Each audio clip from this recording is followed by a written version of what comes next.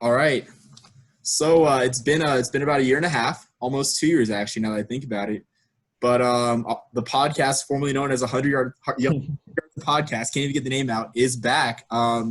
Because in this summer, in the midst of all this, I know I don't have much to do. Can't really speak for Marshall, but we're back. So I guess why don't we give an introduction of ourselves for the viewers now who may not remember our faces or voices. I don't know if they've ever seen our faces, really. That's true. Yeah, that's true. All right, well, I'll start, I guess. I'm Marshall. Went to high school with Omar. Grew up in there in Rio Rancho outside of Albuquerque. Currently, I am 21, living in Tempe right now. Going to be shifting over somewhere else soon, to be determined. Going to Arizona State, fixing to graduate here in the fall. All right, good to hear. I'm Omar. Also went to high school with Marshall, as you said. Grew up in Massachusetts and Rio Rancho.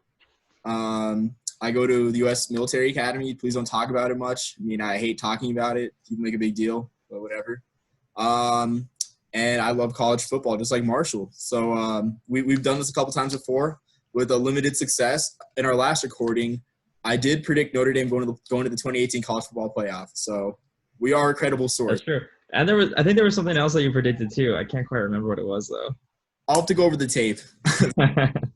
But yeah, so we are a reputable source. And so I guess to start things off, as we were talking before, and as Marshall knows, I bought a PlayStation 1. I'm bored. This is the most free time I've had. I rarely have a summer being at the academy with summer training. So I bought a PlayStation, decided to run through some dynasties and season modes on the PlayStation because, the conference alignment is amazing, back in the day, because you have the Big West still in the 90s. You have the 16-team WAC, which is the main reason I bought one game NCAA Football Game Breaker 99 rather than the EA Sports NCAA Football, because it's got 15 bowls.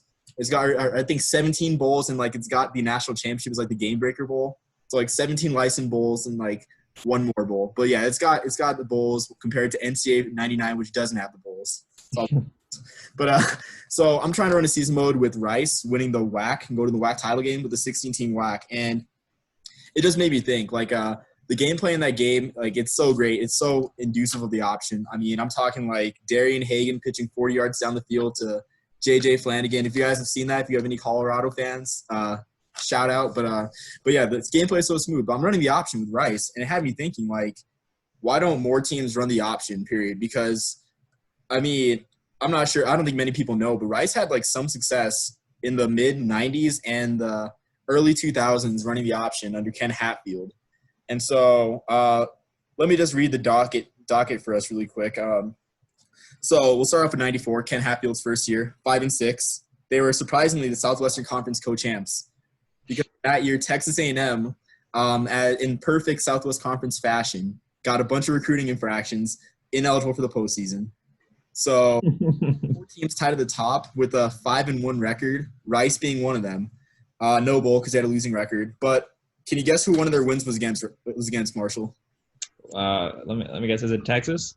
Yeah, it was Texas. They did beat Texas that year on a Sunday night because that was the year of the baseball strike. So they moved some games to Sunday night to fill that TV slot. So really, honestly, the most iconic win, I think, for Rice in the past 50 years.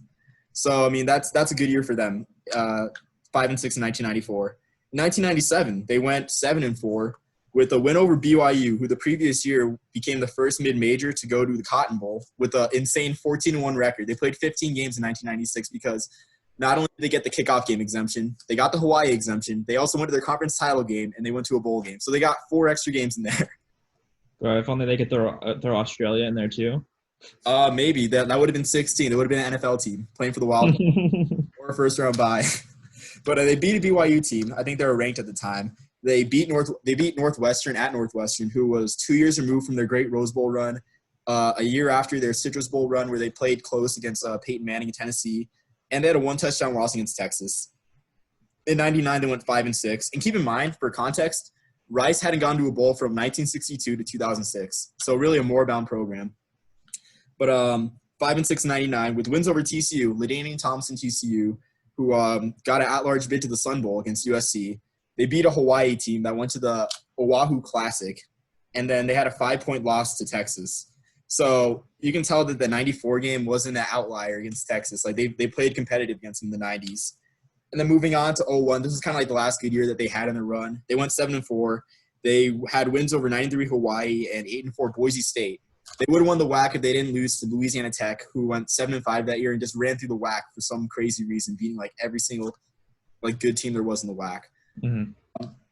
All this was because of the option, I think. I mean, yeah, Rice has had success since then. They won a conference title in the Conference USA in 2013, but I mean, people don't remember this. Like whenever like there's like talk about a team like switching to the option, like I think Marshall remembers well the Khalil Tate, I'm not an option quarterback saga, and then look what happened to him. But there's always this talk, like whether it's the fans, I mean, the athletes needed for it.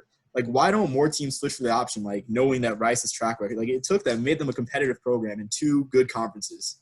I completely agree. And it's like you look at other like modern day teams running the option, like even like take Army, for example, right? Any service academy, when they play a big school, like look at playing close with all the service academies playing close with like Oklahoma, with Michigan, right? With like big name programs. And it's like people just don't know how to prepare for it. Like it's like you get the combination of the mentality that, oh, we're just going to go in there and beat this team, throw in like a wrench with you don't know what kind of style they're like, you don't know how to deal with their style of play. And it's like it's just a recipe for a trap game, quite frankly.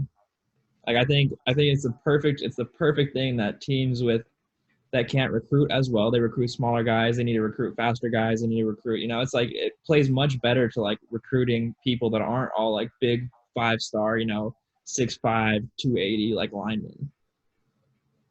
Yeah, I mean, I totally agree. I mean, Rice, too, with their disadvantages in terms of,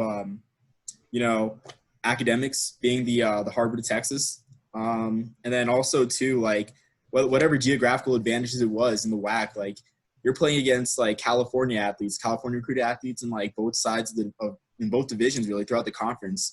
I mean, honestly, like, that worked for them, too, like, finding their niche as well. I think the one thing that gets in the way is like the fans. Like, what do you have to say about fans that like, I mean, are just like they hate the option because you can't throw the ball. Like, what do you say to fans about who feel that way? I think it's like one of the most exciting things to watch. Like you never know what's quite going to happen. It's like you could break off a huge like 30, 40-yard run at any given moment.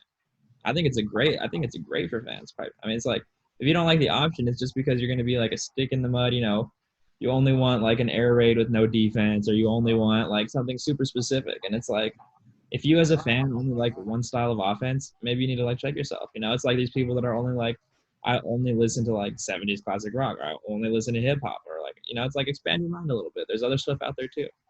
Yeah, 100%. I think perhaps another issue too is like when you think about the infrastructure of the fans, right? Rice, for instance, like think about their stadium, right? Their capacity is like, much smaller than a lot of modern day stadiums, especially for being in like a huge market like Houston. But what goes on top of that is like, I think they haven't sold out in like, however many years. Like, I don't know the exact figure, but it's been a lot. It's been a long time. Like, remember their stadium was built back in the 60s for John F. Kennedy to give his famous speech. It's like, that's what it was built for. Like, I don't know, if I was a fan, like I probably would like a little bit of a better upgrade. Like, think about the tuition that Rice is charging. Like, probably, I mean, it's kind of counter the argument people always say, there's too much money going to football. It's like, maybe they could throw a little bit more. I mean, who really knows? Yeah, a fun fact about Rice's stadium, it actually has kind of like a big capacity, but I think you can fit every single alumni in Rice's history inside of Rice's stadium with room to spare. Wow. It hosted like I forgot what Super Bowl it was. I want to say it was like Super Bowl 7, 8. Yeah. To the Super Bowl, but I mean, they made the renovations because like it's just not good for the players. Like no matter where you're playing at, like whether it's like Temple at Lincoln Financial, USF at the Ray J, UMass in their games at Gillette, like I don't care if you're playing at the dang Rose Bowl. The seats are empty. It's not good for like for the players, the fans. It's not good. Mm-hmm. It really isn't. So I mean, they broke down a little bit, like a couple sections there, lessened the capacity, but it's still kind of big for them. But I totally agree. Like even like today, like you look at like programs that like ran that switched like either an option or like a power run scheme. Like take New Mexico for example. New Mexico beat Boise State as 30-point underdogs, running Bob Davies triple option. Like there's like and I mean you could like if you look back and like old Notre Dame games, which I've done before. Not gonna say how I have, but if you look back at it, like Bob Davie would throw in some like wishbone packages like there because you can tell like that he wanted to be an option coach, and he knew like New Mexico, very poor tradition. He's in the same division as Boise State and Air Force. I mean, the fact that he followed Air Force's lead and ran the option for those years and made them a contender in the Mountain West, amazing. I mean, same thing with like Tulane too. Tulane, it's like they're not really an option team, but they run some power options, stuff like that. They'll throw the ball. I mean, it opens it up for their deep game. But Tulane's a different program. Like, they're not a joke in the American anymore. Like, they're actually like they make bowls. It's not like one of those things you're like you look at the bowl schedule and you're like, oh man, Tulane made a bowl. That's pretty cool. It's pretty neat. It's like, oh, you expect them to be there now. Yeah, completely agree. I think like UMass. I think that's one program that I think can like really like consider the option now, because like recruiting wise, like think about it. Like, who wants to go to UMass? Like, they're not playing at Gillette anymore. They can't even fill their 17,000 seat stadium, Warren McGork Alumni Stadium.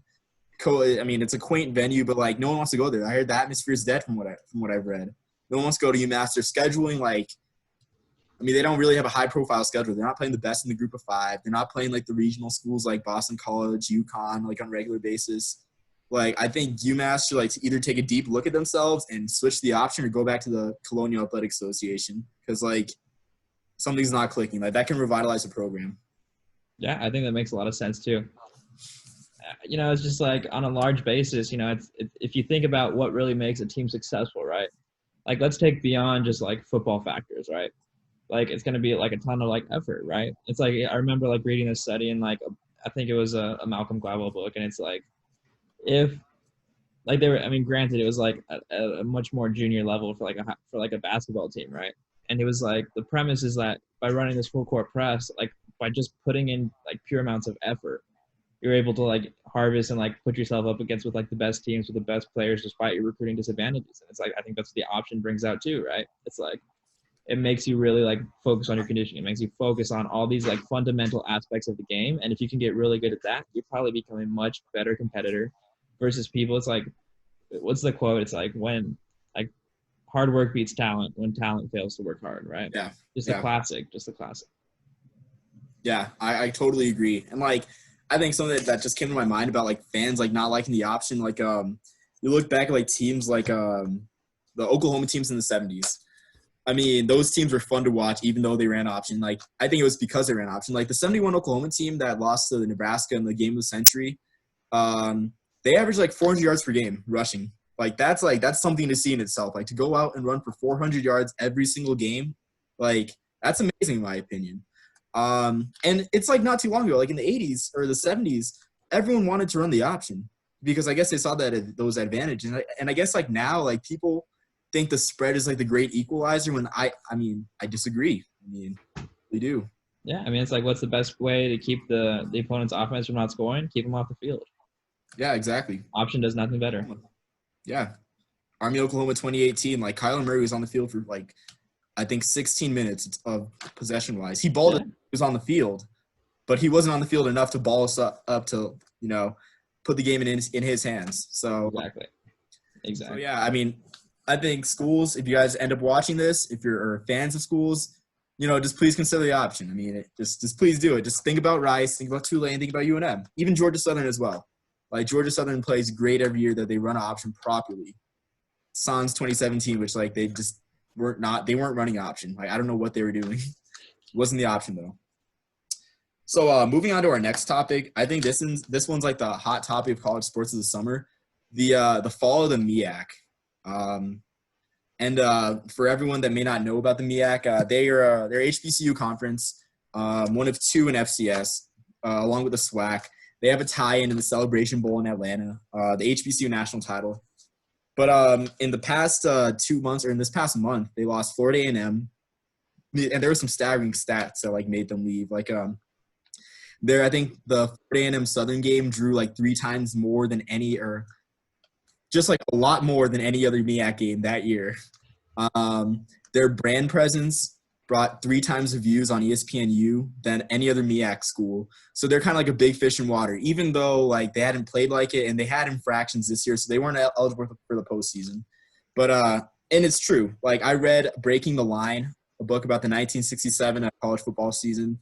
And when you think about Florida A&M, you think about Jake Gaither, Ken Riley, rest in peace, recently passed away, but one of the best corners of all, one of the most underrated corners of all time, Florida A&M. You think about guys like that, like there's a brand, and it's like Delaware State can't hold a candle to that. Morgan State can't really hold a candle to that either. Like none of the schools in the MEAC left can hold a candle to that. So Florida A&M left, and with that, Bethune-Cookman knew the smart thing to do, follow their travel partner, their rival in the Florida Classic, one of the highest drawing HBCU classics there is, followed them to the SWAC. So now the MEAC stands at 8 Olympic sports members and 6 football members. So they're in dire straits. So, Marshall, do you think the MEAC survives in past the next couple years? Like, what do you think they have to do? Like, do they survive?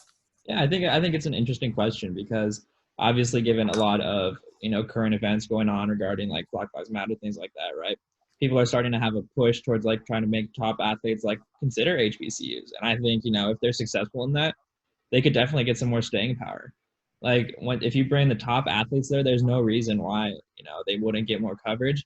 At the same time, though, like you have to ask whether or not it's that athlete's responsibility. Like I don't want to get too deep into that. Like obviously we've had that conversation before, but it's like if that scenario were to take place, I could see something like that happening. But I think that's probably more of an outlier case. I think what makes more sense is probably like I hate to say it, but it's like because there is a lot of history in the conferences, right? But realignment might make a little bit more sense. Yeah, and I have an article with a Forgotten Five coming out about this with like a bunch of possibilities. But there are like a lot of conferences in the MEAC's footprint, and they better do something quick, to say the least. Like I think some fascinating possibilities. Like I think my favorite possibility out of all this, like with other conferences, is Howard joining the Patriot League, which is sort of like the mini Ivy Leagues. Like they play the Ivy Leagues a lot. They focus on academics. Like you got Boston U in there. You got Georgetown as a football only member. You have the service academies, at least Army and Navy there as well. So it's a great academic conference, and it's great to see a school like Howard with so much history be considered in that same sentence. At least conference wise, like I guess Army, Navy, like basketball wise, and then football. You got Georgetown, my Holy Cross Crusaders in basketball and football, schools like that. So I think that's fascinating, especially given that like. The Patriot League, they have 7 members in football. They're hanging on by a thread to their playoff spot. But not only that, they've produced some like really bad playoff teams. Like I think the 2017 Lafayette team was 5-6 and made the playoffs. The year after that, Colgate was had one of the greatest defenses in the modern era in the Patriot League. And I think that's just a testament to the lack of depth there is in that conference, because I think they had like a streak of like 5 or 6 games without allowing a touchdown. Like they had allowed like I think around 30, 40 points when they strolled into West Point, and like they played us well. Like I was worried that Sunday we wouldn't get ranked because Colgate played us so close. Like we only beat them 28-14. But yeah, and then like this next year, my Holy Cross Crusaders broke through, got their first playoff appearance since I was 9 years old in 2008. Back when Dominic Randolph, one of the all-time leaders in total yardage, FCS, was leading at quarterback. But yeah, Holy Cross. But then they got blown out by Monmouth, the big South school. So I mean, it's not that Howard has like a lot to offer, but I think the Patriot League can gain like any depth that they can football wise. Like even if it's just adding Howard as a football only member, like I think that's like the move to go. Yeah, I mean, what do you think about the idea? It's like a lot of the the pressing issues that a lot of these smaller conferences face is like coverage. Given like TV contracts are moving away from them. Like given the recruits are moving away from them. It's just like an overall, it seems like kind of a downward trajectory, right? What about like something radical? Like what if there was like some kind of just huge like realignment in which all of the fragmented like smaller conferences can like just, I don't know, become one conference? I'm just like throwing ideas here, but it's like, what could they possibly do to ever like break this cycle? I think lately what's been thrown out, at least on the FBS level, is sort of like a model with like relegation. And like that's been like pushed for like years, but even more so now. Like there was like I think it was like Pat 40 or like Sports Illustrated, I forget who it was, but they like pushed out and like a model with like Army was in a Yankee conference with like all the schools in the Northeast, and it really broke down the Group of 5 Power 5 divide by like pretty much regionalizing everything. So I mean, if you can do that in the FCS, I mean that would be fantastic. But something that complicates that is like the non-scholarship schools, because you got, of course, the Ivies, you got the Pioneer Football League. Like I don't think like many people know about the Pioneer Football League, but like It spans from Marist, which is an hour away from West Point, all the way to San Diego, because all these schools, they focus on basketball, but to play basketball at the D1 level, they have to have D1 football programs, and they don't want to invest money into football, so they go non-scholarship. So they're forced to travel these like ungodly miles, just for that. So, I mean, I think that's one thing that complicates it, in short. Yeah, makes sense.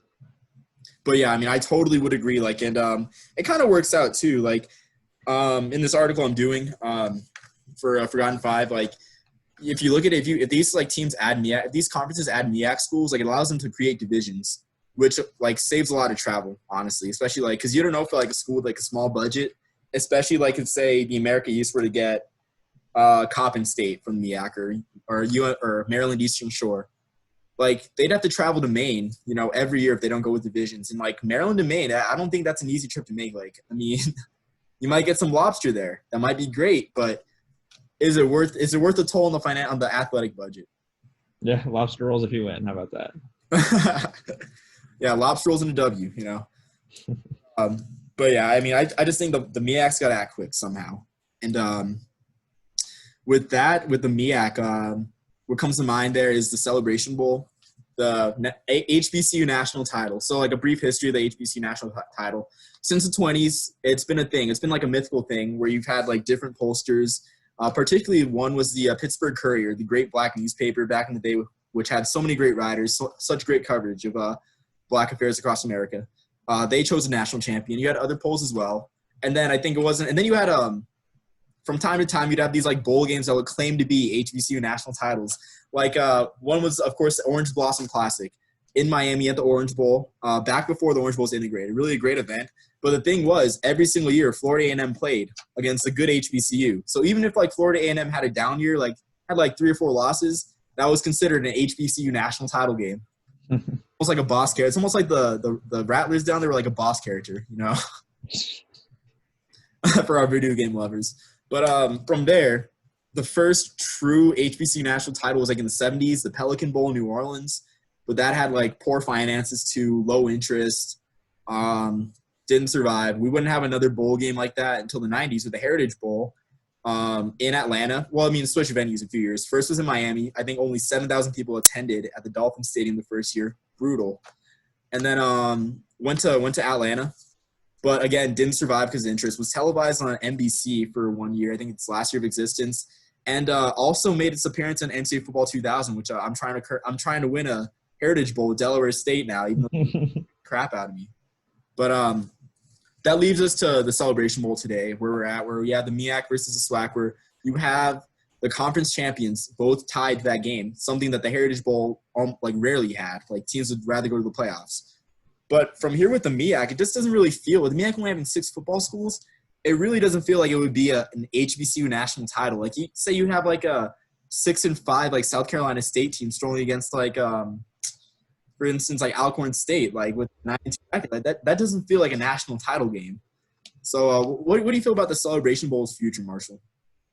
I mean, it's like when the tie-ins are 2 conferences that both have, like, a questionable future, obviously the bowl, kind of becomes a bit questionable as well.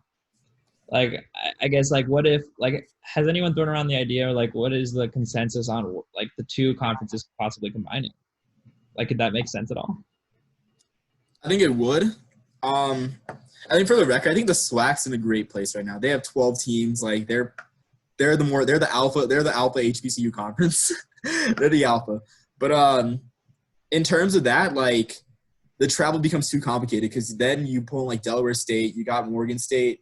The conference spans from Delaware to Maryland all the way to Texas, East Texas. And I don't think that's what any of those teams want in particular. So, that makes sense. Yeah. I mean, and it's like, obviously, the Celebration Bowl is like, fantastic in that it brings both conferences together. I wonder, though, do you think the SWAC would potentially even prefer to not have their conference champion tied in there? Well, the thing with the SWAC that's tough with them is they have their conference championship game during championship weekend. So it's like one of those things where, like, you had a period from, like, when the SWAC championship was established in, like, the late 90s to, like, the Celebration Bowl where, like, literally the only thing that the SWAC teams were like looking forward to was the conference title because their season ended there. Like it was too late at that point for them to participate in the playoffs when the championship game was over. So I think that's like the best solution, like, and pretty much the only solution that's possible for them, like postseason wise, to like be tied to this bowl. Yeah. I mean, they're definitely like not gonna get. I mean, even it's like UCF doesn't even get the bid. You gotta wonder maybe if it's like an expansion to potentially like an 18 playoff, potentially more, right? Maybe we give the winner of the Celebration Bowl a tie-in. That could be interesting. Yeah, that's true. I mean, by then though, like I mean, the playoffs would have gone like I think you're down to like 8 teams already, so they get. Yeah, I mean, I enjoy the game. Great history. I mean, but beyond that, it's like the future is just very uncertain, I guess. Yeah, 100%. I think something that I've thought about that like seems kind of interesting is what if the Celebration Bowl harkened to like the old days of college football? And like I know people love to complain about like the bowl, like the bowl matchups of the old days where you'd have I think Texas won like one of their national titles against like a number 10 Notre Dame team in the Cotton Bowl, like days like that. And then you had like the 1991 national title being won at the Citrus Bowl by Georgia Tech against the worst Nebraska teams in years. But like if you put in the hands of like if you get like a good group of sports writers who are really bought into HBCU ball, who have a great background there, if you get like a bunch of writers there and you form like a poll, I mean I'm sure the polls still exist, but if you like put in on the polls, I think that would make it more exciting, especially given the fact that you already had Tennessee State with an amazing tradition already in the Ohio Valley Conference as an HBCU. You now have two schools in the Big South.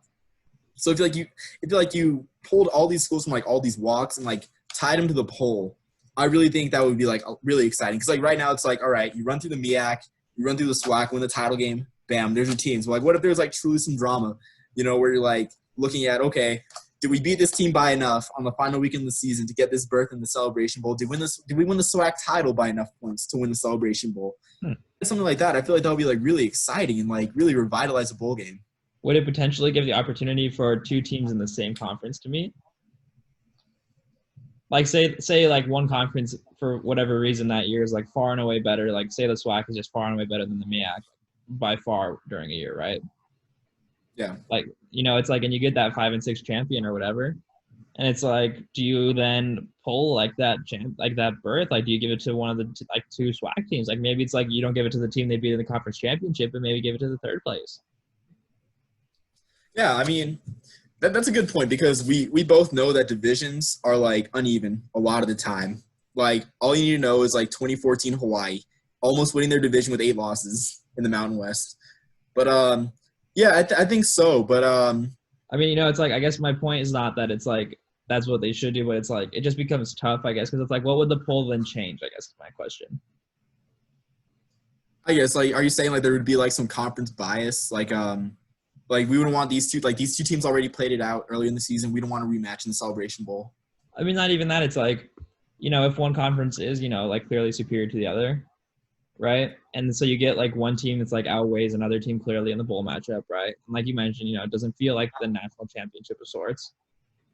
And it's like, if you have a poll though, like would the poll like select, like who would the poll select in that other team's place, Yeah, that's a good point. I think at that point, maybe you should maybe go with like a BCS formula where like you add computer rankings in as well to like sort of minimize like the human error.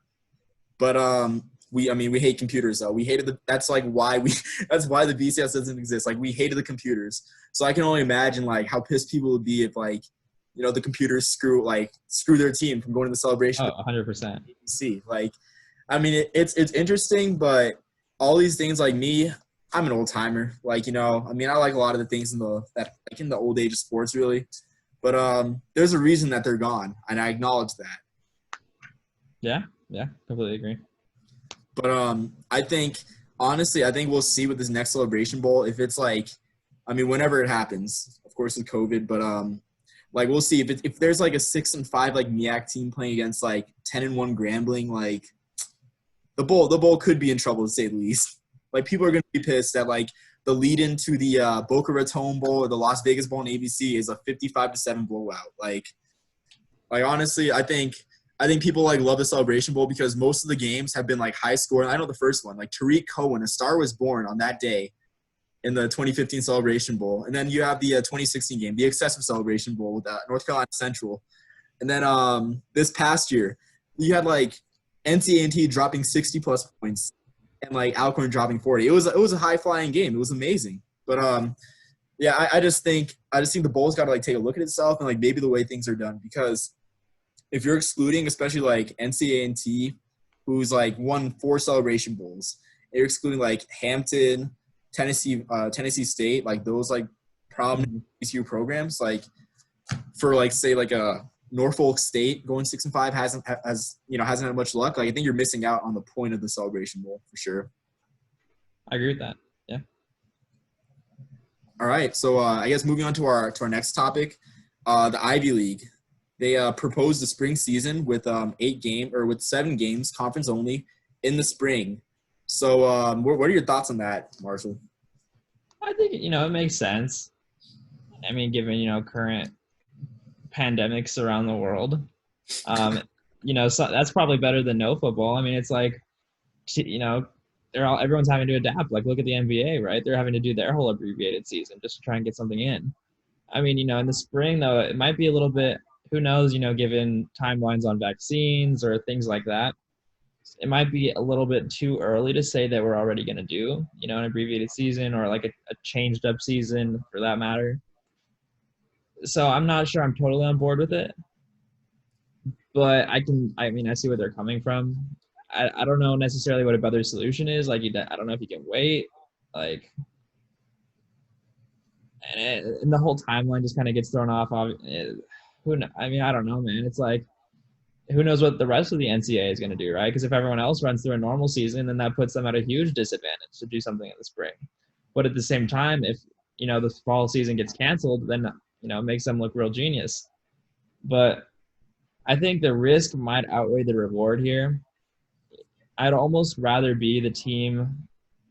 I'd almost rather have, if everyone else has no season, I'd almost rather have no season, just because then it makes you kind of like an asterisk, an outlier, but yeah. I don't know. What are your thoughts?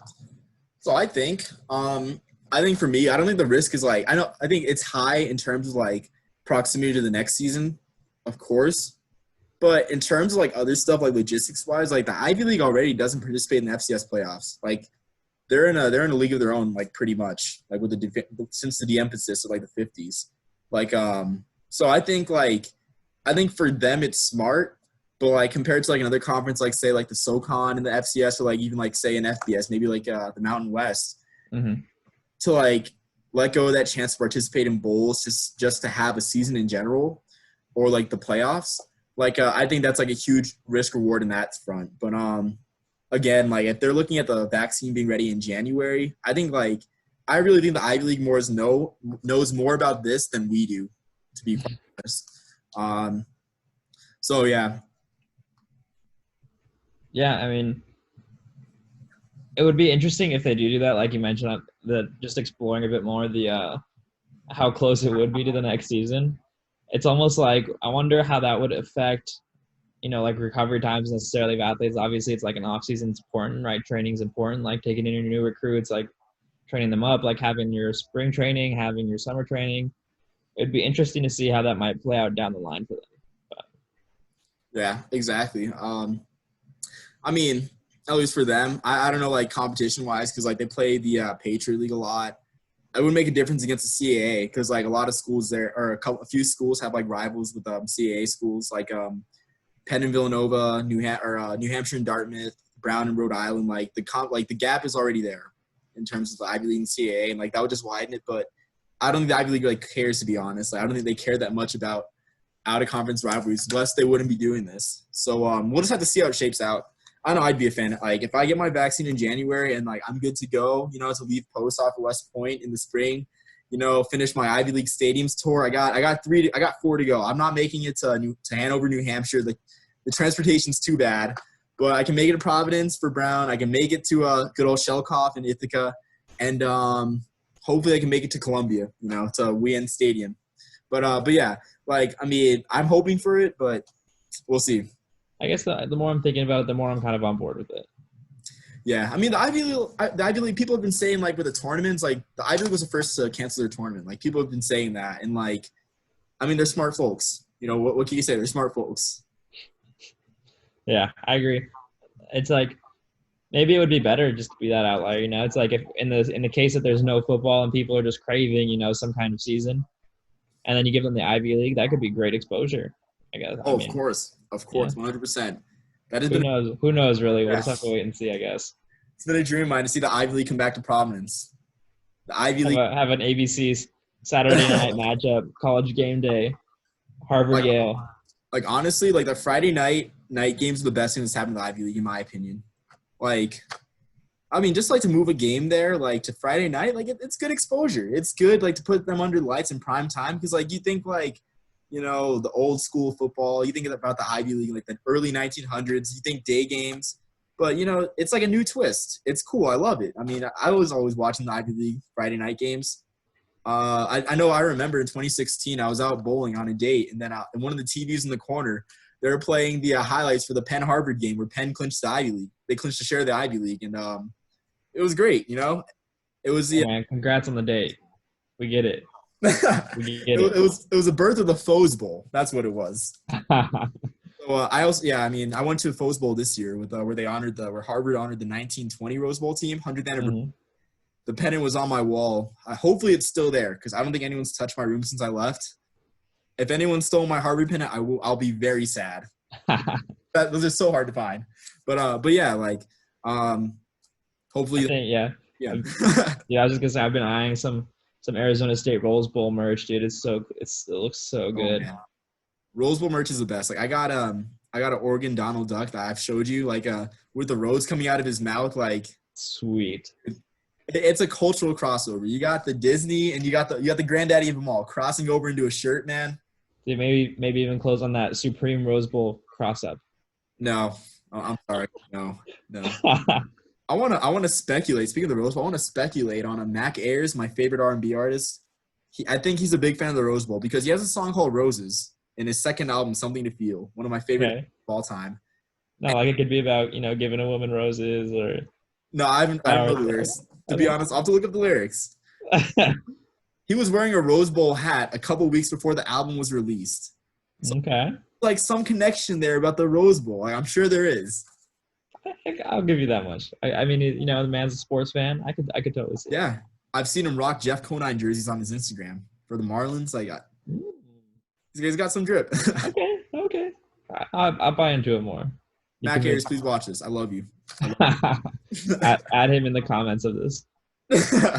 I saw you live. I screamed every single word of your songs, man. I love it. Say skip to the 27th minute, Mac Ayres. All right. Are there any other topics that you've been thinking of, Marshall? Or? I mean, nothing super pressing to me, unless there's anything else you want to touch on. No. I think I ran through my notes really. I think we gotta shout you out. Obviously, everybody go read the Forgotten Five. Yeah, I mean, there's some talented writers. I get amazed by like who I'm around that I'm included in that conversation. Even I mean, it's great. Check out my pieces. Check out everyone else's pieces. All right. I mean, that does it for me, man. Yeah, same here. All right. Well, I see you whenever we feel like recording. Now that we have this new technology. I mean, we used to record in person together. So, yeah. I mean, let's see. I'll stop the recording. Let's see make sure this works. The recorded file will be converted when the